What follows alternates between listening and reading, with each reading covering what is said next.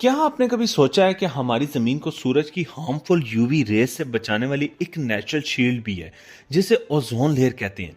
लेकिन आज के मॉडर्न दौर में ये ओजोन लेयर तेजी से कम हो रही है।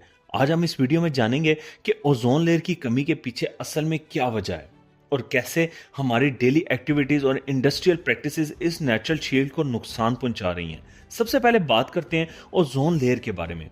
ओजोन लेयर जो स्ट्रेटोस्फेयर में होती है, हमारे लिए एक प्रोटेक्टिव बैरियर का काम करती है, जो सूरज की डेंजरस अल्ट्रावायलेट रेस को फिल्टर कर देती है। इस लेयर के बिना हमारी स्किन, आंखों और ओवरऑल हेल्थ पर बहुत बुरा असर पड़ सकता है।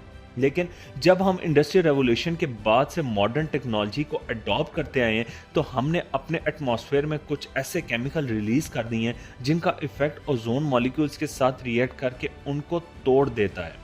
सबसे बड़ी वजह है क्लोरोफ्लोरोकार्बन्स या CFCs। ये केमिकल्स रेफ्रिजरेटर्स, एयर कंडीशनर्स और एरोसोल स्प्रेज में इस्तेमाल होते थे। जब CFCs रिलीज होकर स्ट्रेटोस्फेयर तक पहुंचते हैं, तो ये ओजोन मॉलिक्यूल्स के साथ रिएक्ट करके उनको ब्रेक कर देते हैं। रिसर्च के मुताबिक 1980 से लेकर 2000 तक ओजोन लेयर में सिग्निफिकेंट डिक्लाइन देखा गया है, जिससे यूवी रेडिएशन ज्यादा पेनिट्रेट करने लगा है। ये डायरेक्टली स्किन कैंसर, कैटरेक्ट्स और इम्यून सिस्टम प्रॉब्लम्स का सबब बना। इसके अलावा हेलोन्स भी हैं जो फायर एक्सटिंग्विशर्स में यूज होते हैं। हेलोन्स भी ओजोन को तोड़ते हैं, लेकिन इनका इफेक्ट CFC से कम होता है। लेकिन इन दोनों केमिकल्स के बावजूद ह्यूमन एक्टिविटीज ने ओवरऑल ओजोन डिप्लीशन को एक्सेलरेट कर दिया है। एक और फैक्टर है नाइट्रस ऑक्साइड का। ये केमिकल एग्रीकल्चर और इंडस्ट्रियल प्रोसेसेस से रिलीज होता है और ओजोन डिस्ट्रक्शन में कंट्रीब्यूट करता है। लेकिन सबसे क्रिटिकल फैक्टर तो है ह्यूमन इंड्यूस्ड पॉल्यूटेंट्स, जो ग्लोबल वार्मिंग के इफेक्ट से भी जुड़ा है। ग्लोबल वार्मिंग से स्ट्रेटोस्फेयर में टेम्परेचर चेंजेस आते हैं, जिससे ओजोन मॉलिक्यूल्स डिस्टेबलाइज हो जाते हैं। अब आते हैं बात इंटरनेशनल एक्शन की। मॉनेटरी प्रोटोकॉल जो 1987 में साइन हुआ, उसने इन हार्मफुल केमिकल्स के इस्तेमाल फेज आउट करने का टारगेट सेट किया। ये एक इंटरनेशनल एग्रीमेंट है जिसने CFCs और हेलोन्स को बैन कर दिया और आज तक ओजोन लेयर को रिकवर करने में मदद दी है। लेकिन ओजोन लेयर का रिकवर होने में टाइम लग रहा है और रेजिडुअल इफेक्ट्स अभी भी नजर आ रहे हैं। दोस्तों, एक और इंटरेस्टिंग एस्पेक्ट ये है कि पोलर रीजन, खासकर अंटार्कटिका में ओजोन डिप्लीशन का असर सबसे ज्यादा देखा गया है। हर साल अंटार्कटिक में ओजोन होल फॉर्म होता है, जो एक अलार्मिंग फिनोमेना है।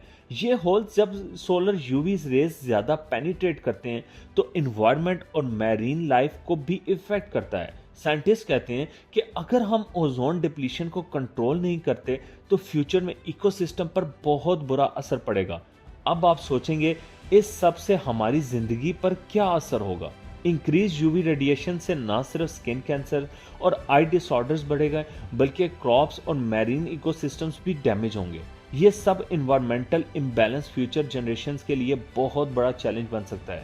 लेकिन दोस्तों, हर चैलेंज के साथ एक सोल्यूशन भी होता है। टेक्नोलॉजी और अवेयरनेस के जरिए हम ओजोन डिप्लीशन को स्लो डाउन कर सकते हैं। एनर्जी एफिशिएंसी, सस्टेनेबल प्रैक्टिसेस और इंडस्ट्रियल पॉल्यूटेंट्स को रिड्यूस करना बहुत जरूरी है।